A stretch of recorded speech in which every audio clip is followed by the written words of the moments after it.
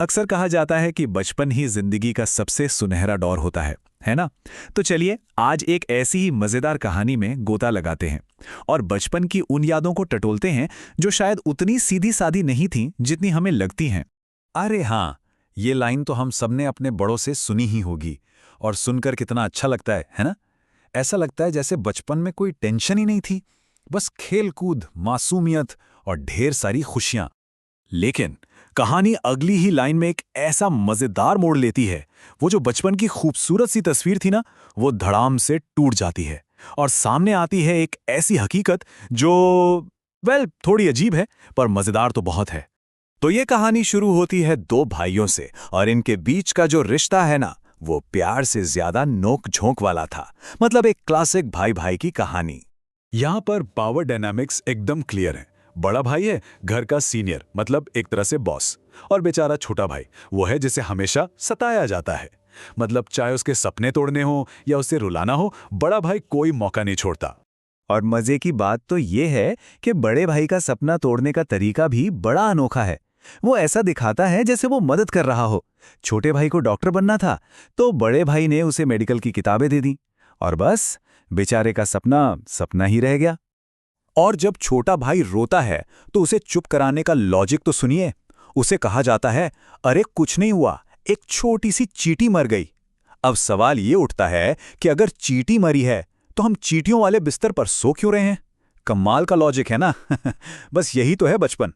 अच्छा, तो अब कहानी घर से निकलकर पहुंचती है स्कूल, और यहां एक छोटी सी घटना एक पूरी की पूरी क्रिमिनल इन्वेस्टिगेशन बन जाती है। मतलब सोचिए, स्कूल में एक छोटा मोटा हादसा हुआ और उसे एक असली क्राइम सीन बना दिया गया। बड़े भाई को पूरी क्लास के सामने बुलाया गया, और छोटे भाई को तो दो चपरासी ऐसे पकड़ कर लाए जैसे कोई बहुत बड़ा मुजरिम हो। उसे रंगे हाथों नहीं बल्कि ब्राउन हैंडेड पकड़ा गया था। और फिर आता है कहानी का सबसे मजेदार, सबसे फिल्मी मोमेंट। छोटा भाई अपने बड़े भाई को देख के चिल्लाता है, मुझे फंसाया जा रहा है। मतलब ऐसा लग रहा था जैसे वो किसी बहुत बड़ी साजिश का शिकार हो गया है। और जब इन्वेस्टिगेशन आगे बढ़ी तो पता चला कि ये कोई छोटी मोटी साजिश नहीं थी। इसके पीछे तो बड़े बड़े पॉलिटिशियंस, गैंग लीडर्स और माफिया का हाथ था। मतलब सोचिए, स्कूल का एक पॉटी इंसिडेंट और लिंक सीधे अंडरवर्ल्ड से।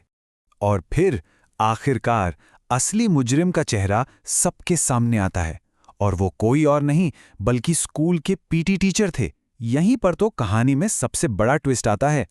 चलिए अब स्कूल के बाहर की दुनिया में झांकते हैं, और यकीन मानिए वो भी कुछ कम अजीब नहीं थी। वहां तो ऐसे ऐसे किस्से और मान्यताएं थीं कि सुनकर यकीन करना मुश्किल हो जाए। जैसे कि पतंग उड़ाने का शौक। ये शौक इतना बढ़ गया कि इन दोनों भाइयों को लगा कि उन्होंने अपनी पतंग से एलियंस को खोज निकाला है। पर अफसोस, इस खोज की उन्हें एक बहुत भारी कीमत चुकानी पड़ी। और वो कीमत थी पूरे $100 मिलियन। क्यों? क्योंकि उन्होंने खेल खेल में अपनी पतंग से नासा के टेलीस्कोप का तार काट दिया था। सोचिए जरा, बचपन की एक छोटी सी शरारत कितनी कितनी ज्यादा महंगे पड़ गई। और बात सिर्फ यहीं खत्म नहीं होती। बचपन की दुनिया तो ऐसे ही अजीबोगरीब फैक्ट से भरी पड़ी थी। जैसे कि भूत के पैर हमेशा उल्टे होते हैं, भूतों के चेहरे पर बाल भी होते हैं, और जो टूथ फेरी होती है ना, वो असल में एक स्कैमर है। और हाँ, दादी नानी जब गुजर जाती हैं तो वो आसमान में तारा बन जाती हैं। इन सब बातों का कोई लॉजिक नहीं था, पर उस वक्त के लिए तो यही सबसे बड़ा सच था। तो ये जो सारी अजीब और मजेदार यादें थी ना, यही आगे चलकर कुछ बहुत ही क्रिएटिव करने की वजह बनी।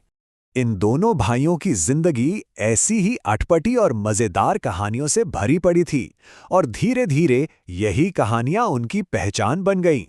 और फिर एक दिन एक भाई ने दूसरे से कहा, एक काम करते हैं, तू कहानियां सुना और मैं उन पर एनिमेशन बनाऊंगा। बस एक सिंपल से आइडिया से उनकी पार्टनरशिप की शुरुआत हुई। और इसी कमाल की पार्टनरशिप से जन्म हुआ उनके यूट्यूब चैनल का, जिसका नाम है नॉट योर टाइप। एक ऐसी जगह जहां ये दोनों भाई अपने बचपन की मजेदार कहानियों को एनिमेशन के जरिए सबके साथ शेयर करते हैं। ये पूरी कहानी हमें सोचने पर मजबूर करती है कि आखिर बचपन की यादों की असली कीमत क्या होती है। और जब बात बचपन के लेन देन पर आती है, जैसे कि वो टूथ फेरी वाली कहानी, तब तो ये सवाल और भी मजेदार हो जाता है। और इस कहानी का अंत भी उतना ही शानदार और मजेदार है। हुआ ये कि टूथ फेरी को दादी की बत्ती सी दी गई, जिसकी कीमत थी 7,000 रुपए, और बदले में मिले सिर्फ 32 रुपए। शायद इसी को बचपन कहते हैं, जहां हिसाब किताब का कोई मतलब नहीं होता, बस मज़ेदार यादें होती हैं जो हमेशा साथ रह जाती हैं।